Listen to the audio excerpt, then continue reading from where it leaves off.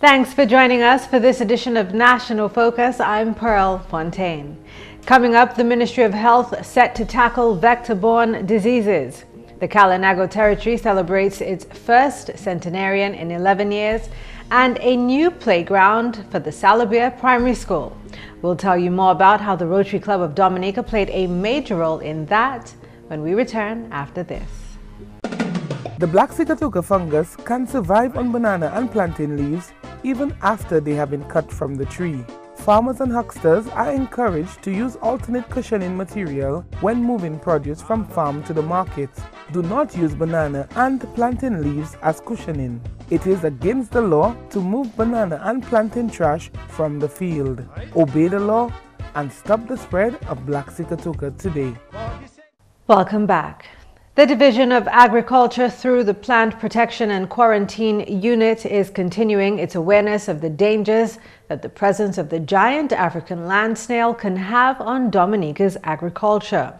The giant African land snail, which was first sighted in 2007, is the largest species of snail found on land and generally grows to around 20 centimeters in length. According to Agriculture Officer Benita Serra, on a recent discussion program on GIS, the giant African land snail is generally seen as a pest and will eat almost anything vegetarian. She noted that the snails have proven to be quite destructive to crops and flowers. Giant African snail is the world's most destructive land snail. It is a pest of quarantine importance, and therefore we would like the viewers to know the importance about giant African snail, and that this is what it looks like actually. And so this is the shell of the snail? Yes, this is the shell of the snail. We want the viewers to know that this pest is very destructive and that it can consume over 500 plant types. The giant African land snail is native to the forest areas of East Africa but have been found in Asia, the Caribbean, and a number of islands in both the Pacific and the Indian Oceans. Sarah says since the snail's first sighting on the island, numerous efforts have been made to eradicate its presence. The giant African snail was first intercepted in March 23, 2007. And so the department was notified, and then we took the shell and we sent it for identification in 2007, March of 28th, and to Dr. Robinson, David Robinson from the USDA, and we did receive confirmation on the 4th of April that it was indeed a giant African snail. Sarah explains that while the giant African land snail is native to humid forest areas, it can also be found in agricultural areas, coastland, natural and planted forests, shrublands, urban areas, and wetlands. We should be worried because they are hitchhikers, and therefore they could find themselves in hidden areas that you may not look for them. They can be found on trees, the stems of trees, on the stones, on bricks, on piles of constructive material, and you can also find them in crevices and in piles of debris and plant materials. The agriculture officer informed that the giant African snail have both male and female reproductive organs. She said although this type of snail primarily mates with one another, in more isolated regions it is capable of reproducing by itself. The snail lays around 6 clutches of eggs every year, laying an average of 200 eggs per clutch. Sarah notes that around 90% of snail hatchings survive, meaning that a snail-free area can quickly become infested. They have both male and female organs, and however they mate in pairs. And after mating, they exchange sperm, and then after mating, they lay their eggs in perfect conditions that are right for them, adequate food and environment. And what they do, they're capable of laying about 100 to 500 eggs per batch. So, seeing that they are capable of doing this much, the snail now, the population will increase very quickly because it takes about 4 months for it to become an adult. The Division of Agriculture has developed an integrated pest management plan to effectively manage the giant African snail. As part of that plan, a sanitation program has been implemented in affected land areas. Nighttime surveys, containment and quarantine are also being conducted by the Plant Protection Unit. Flyers and brochures on the giant African snail have also been distributed to schools and the general public. For more information on the giant African snail, the public may contact the Plant Protection and Quarantine Services of the Division of Agriculture. And in more news, in a continuous effort to promote Dominica and to generate content whilst showcasing the island, several activities have been planned by the Discover Dominica Authority. At a recent press briefing, DDA's Colin Piper spoke about the upcoming Jazz and Creole Fest, which also has a hiking activity attached to the event. We have also brought on board, just by way of other events, the Jazz and Creole, which will be happening on June 8th this year. And along with that, for a week before, we'll be having Dominica's Hike and Jazz. So for those of you inclined to come back for more hiking and jazz music, we welcome you around that time, June 1st to the 8th. Piper also gave details about a group of aspiring filmmakers, photographers and storytellers who were recently on island capturing Dominica's beauty for a film challenge. Production has since ended and the finished product will be published sometime during the summer. Last week or the week before just finished the inaugural Dominica's Film Challenge, where we had 6 teams of videographers and storytellers, basically to generate content about the destination. And in May, they will be putting out their finished productions. As the news continues, a plan of action to inform and educate the public on vector-borne diseases has been formulated by the Environmental Health Department of the Ministry of Health. Vector-borne diseases are infectious agents such as viruses, bacteria, and parasites that living creatures carry and pass on to other living creatures. Disease carriers called vectors are usually mosquitoes, ticks, and mammals. Dominica joined the international community in observing World Health Day on Monday, which focused on vector-borne diseases. A month of activities to sensitize the public on the dangers of breeding vectors has been planned. Some of the activities include vector-borne exhibitions to provide the public with information on common vectors in Dominica, how they develop, and how these diseases can be transmitted to humans. The first of several exhibitions will be held on Wednesday, April 9, 2014, downstairs at the government headquarters from 9 a.m. From there, the exhibition will move to Wesley, Portsmouth, and St. Joseph during the month of April. It will then move to La Plaine and Castle Bruce in May and Grand Bay in July. Chief Environmental Health Officer Anthony Scotland says a community cleanup campaign for the removal of all white goods is also among planned activities. All white goods, the white goods include fridge stoves, them sort of thing, washing machines, but all other containers around people's yard that can harbor or hold water. The critical thing of Aedes aegypti and especially rats, if you keep an environment dirty and have those sort of containers around you, it will continue to perpetuate the population of the vectors. So that's why we will be going on cleanup campaign, particularly in the Rose again and in the Marigot Health District. We need to make sure these 2 districts are well cleaned. Scotland says there are also plans to work with other stakeholders to remove derelict vehicles from several communities.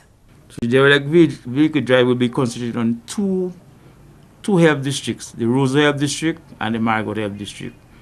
The Rose Health District, it stretches from Scott's Head to places like Warner. So we're taking Maho, Massac, Kinfield. We have the suburbs of Roseau, Yampi, Starfish, Gorta, Goodwill, Barber State. We go to Kingshill. We're looking at places like Newtown, Citronnier. You have Loubier, Point Michel, Soufriere, Scott's Head. All that encompass the Rose Health District. And we are finding that there's still a lot of derelict vehicles within the environment that needs to be removed. So we are working in that again with our partners, Dominica Service Management Corporation and DASPA, the Dominica Port of Sea and Port Authority, to assist with crane trucks to remove those derelicts within those communities. He stressed, however, that throughout the next few weeks, health officials will focus on educating nationals about vector-borne diseases. The officials intend to begin this drive at primary schools. We have a poster competition among school pupils, the primary school children, grade 4.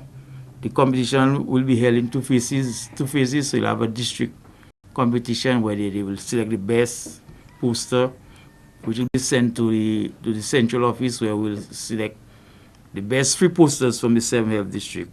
In more news, the teachers and students of primary schools in the Eastern Education District gathered at the Salabia Primary School last Friday for the Eastern District Educational Festival.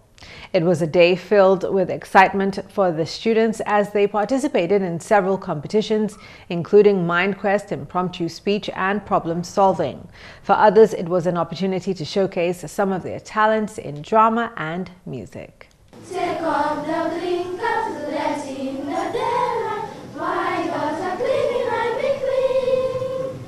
Tear down the fences, use those 5 senses.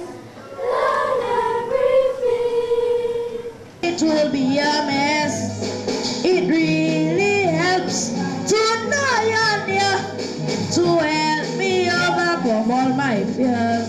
Only thing you see inside a pot.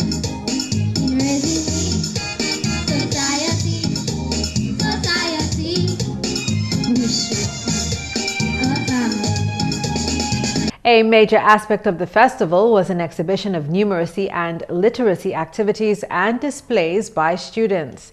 The exhibition included art and craft items, floral arrangements, and projects from grades K to 6 in science, agriculture, and mathematics. Education Officer for the Eastern District, Ernie John Finn, believes that last Friday's festival speaks volumes about the work of the teachers at schools in that part of the island. Plenty is happening in our school. A lot is happening in our school, sorry.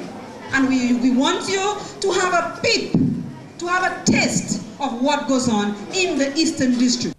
The theme for last Friday's festival was critical thinking, planting seeds which blossom abundantly. In more education news, playtime for students of the Salabia Primary School has gotten a bit more interesting.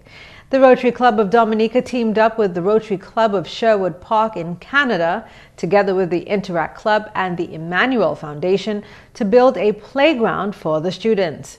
The playground includes swings and slides and is already in use at the educational facility. Executive Director of the Emmanuel Foundation, Lyle Johnson, says a youth team from Canada came to the island to build the structure. They decided that they would send a representation. They sent 8 of the students to come over from Canada, and they would actually help build the playground and put it into the school. And so that's the project they did. A ceremony to officially open the playground is expected to be held shortly. Permanent Secretary in the Ministry of Health, Helen Royer, says her ministry is committed to the continued improvement of the island's health services. Royer made the pronouncement during her address at the launch of the second phase of the Nurse Mentorship Program last Friday. Healthcare facilities have to be continuously exploring the services we provide, thus resulting in benefits for the parties involved. The mentor, mentee, the organization, and the end users of the service. We are all beneficiaries. We at the Ministry of Health are strategically positioning ourselves to make citizen-centered care the central focus of the services we provide. Hence, this move is very timely and relevant. Global coordinator of the ICA Consortium, Dr. Grazia Borini-Feyerabend, was the facilitator of the 2-day workshop which ended here on Monday. The capacity building workshop for Indigenous and community conserved areas was hosted by the Global Environment Facility Small Grants Program. Dr. Grazia told GIS News that she was satisfied with the outcome of the workshop. of the workshop was, as I was mentioning, to figure out whether we have a number of ICCAs in Dominica, or whether they could be promoted and supported to take place in the future, possibly with the help of Jeff, a small grants program that I was visiting and with whom I was organizing this workshop. I enjoyed it tremendously. There were wonderful people in the workshop, plenty of ideas. It was time to think together and just have initiatives that, you know, in some cases are not yet ready to be supported for an ICCA, but they may become so very soon if people just continue to have their willingness and their capacities pulled together nicely. And finally, in today's newscast on Friday, April 4, Elizabeth Mawili August was welcomed into the family of 29 other centenarians by way of celebration at the Kalinago Territories, Barana Ote. In attendance were the Honorable Minister for Social Services, Community Development and Gender Affairs, Gloria Shillingford, Honorable Johnson Drago representing the Honorable Prime Minister Roosevelt Skerrit, the Parliamentary Representative for the Kalinago Territory, Atkinson Ashton Grano, Kalinago Chief Garnet Joseph, and numerous family members and friends. Elizabeth August is the second of 3 children born to parents Alicia Thomas and Joseph August on April 5, 1914. Despite her many years on this earth, Mawili, as she is affectionately known, is said to be very active, which according to the family, present is promoted by her healthy eating and lifestyle. Today, she has no high blood pressure or diabetes. She only has glaucoma, on which she is on treatment. Though it poses problems at times, she's able to perform all her activities of daily living and even visiting friends, relatives, and still goes to church service. She's able to read and write and recalls very well. She's very active in the preparation and production of mayok, especially to squeeze and to sift. She still prepares castor and coconut oil, and not forgetting the herbal medicines. In 2013, August received an award from the Ministry of Carib Affairs and the Kalinago Council for her many years of dedication in agro-processing. Mawili birthed 12 children, with 7 alive to date, and has 19 grandchildren, 41 great-grandchildren, and 13 great-great-grandchildren. The Honourable Minister for Social Services, Community Development and Gender Affairs, Gloria Shillingford, stated that what is in your heart will project itself on your face, highlighting Mawili's pleasant expressions throughout the ceremony. The Honourable Minister also delivered remarks on behalf of His Excellency, the Head of State, Charles Savra. On behalf of the government and people of the Commonwealth of Dominica, and on behalf of Mrs. Savra and myself, I wish to extend to you my congratulations and good wishes on the occasion of the attainment of your 100th birthday on Friday, 21st March 2014. May the good Lord continue to bless you. Yours sincerely, President Charles A. Savra. Mawili received gift tokens from His Excellency the President, the Honourable Prime Minister Roosevelt Skerrit, the Ministry of Social Services Honourable Ashton Grano, the Dominica Council on Aging, other friends and family. She will also be receiving a monthly sum of $500 from the government, as well as free liquid petroleum gas to continue living a sustainable life. Kalinago Chief Garnet Joseph noted the celebrations as a historic event since Elizabeth Mawili August is the first centenarian from the Kalinago Territory since 2003. And that's the English segment of National Focus. McPherson St. Luce brings us the Creole highlights next.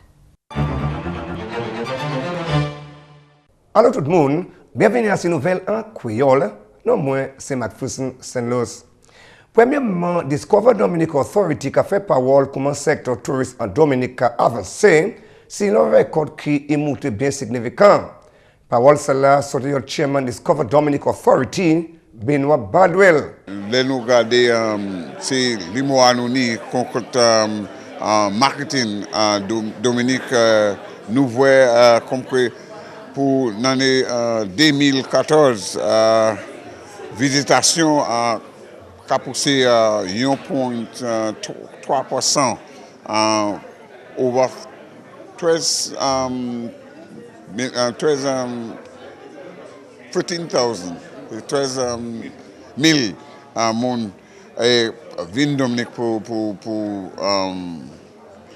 dans les 2014 up to February. Et nous voyons aussi comme que cruise passagère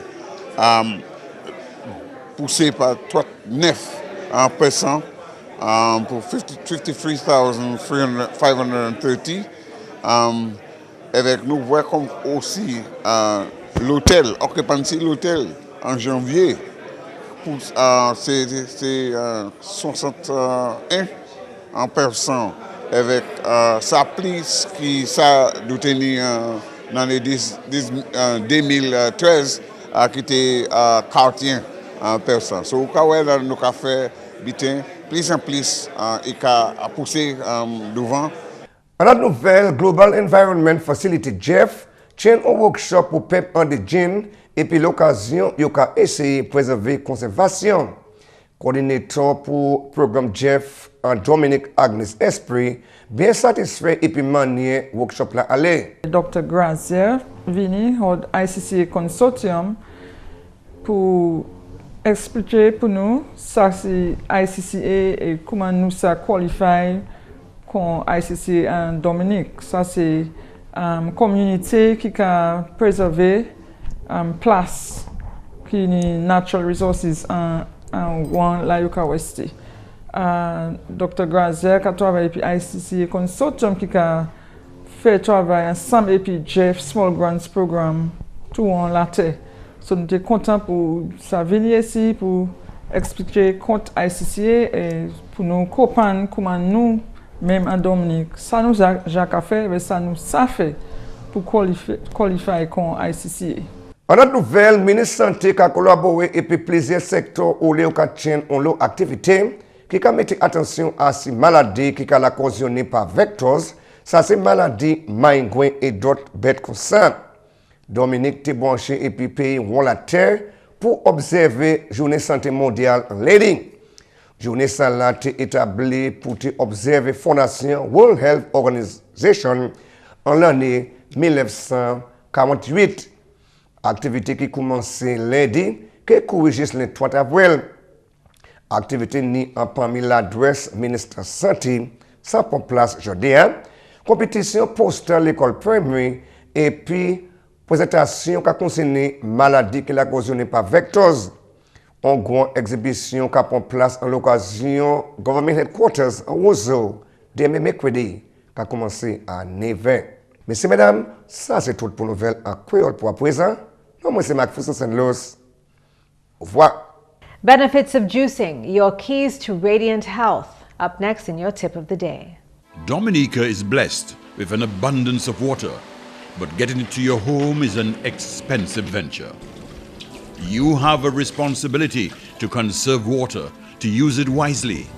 Remember the old adage, you never miss the water till the well runs dry.